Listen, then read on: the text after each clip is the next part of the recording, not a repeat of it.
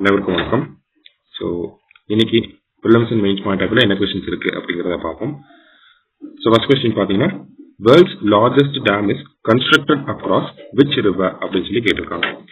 உலகின் மிகப்பெரிய அணை எந்த ஆற்றின் குறுக்கே கட்டப்பட்டுள்ளது அப்படிங்கிறதா கேள்வி. எந்த ஆற்றின் குறுக்கே கட்ட போறாங்க அப்படிங்கிறத பார்த்தோம்னா சாங்போ, அதாவது நமக்கு இந்தியாவில் பார்த்தோம்னா பிரம்மபுத்திரா அப்படின்னு சொல்லுவோம் இல்லையா, இந்த பிரம்மபுத்திரா நதியின் மீது சைனா ஒரு அணையை கட்ட போறாங்க. அது எங்க கட்ட போறாங்க அப்படின்னா திபெத் அப்படிங்கிற அந்த பகுதியில கட்ட போறாங்க. ஸோ திபெத்ல பிரம்மபுத்திரா நதியின் பேரு சாங்போ நதி. சரிங்களா, சாங்போ அப்படிங்கிறதா சரியான விடை. அடுத்தது, consider the following statements about Manmohan Singh.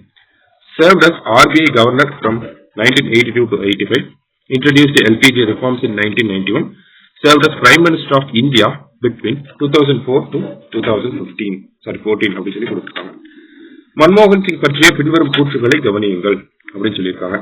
அதாவது 1982 முதல் 85 வரை RBI ஆளுநராக பணியாற்றினார் அப்படிங்கிறது சரிதான். 1991 எல்பிஜி ரிஃபார்ம்ஸ் கொண்டு வந்திருப்பார், சீர்திருத்தங்கள், கரெக்ட் தான். 2004 இருந்து 14 வரைக்கும் இந்தியாவுடைய பிரதமராக இருந்திருப்பார். மூணுமே கரெக்டான ஸ்டேட்மெண்ட் தான். ஆல் ஆர் கரெக்ட் அப்படிங்கிறதா சரியான பதில். அடுத்தது, Suposhit panchayat scheme is related to அப்படின்னு கேட்டிருக்காங்க. சுபோஷித் பஞ்சாயத்து திட்டம் எதனுடன் தொடர்புடையது அப்படிங்கறதா கேள்வி. இந்த சுபோஷித் பஞ்சாயத்து அப்படிங்கறத நம்ம பிரதமர் இந்த ஒரு திட்டத்தை நேற்று அறிமுகம் செஞ்சிருக்கிறார். இந்த திட்டம் எதை தொடர்பான திட்டம் அப்படின்னு பார்த்தோம்னா நியூட்ரிஷனல் செக்யூரிட்டி, ஊட்டச்சத்து பாதுகாப்பு. கிராமப்புறங்கள்ல, இந்தியாவுடைய கிராமப்புறங்கள்ல ஊட்டச்சத்து பாதுகாப்பை நம்ம உறுதி செய்யணும் அப்படிங்கிறதுக்காக தான் இந்த ஒரு திட்டத்தை மத்திய அரசாங்கம் கொண்டு வந்திருக்காங்க. அடுத்தது, வீர் பால் திவாஸ் இஸ் செலிப்ரேட்டட் இன் அப்படின்னு கேட்டிருக்காங்க. வீர் பால் திவாஸ் எதற்காக கொண்டாடப்படுகிறது அப்படிங்கிறதா கேள்வி.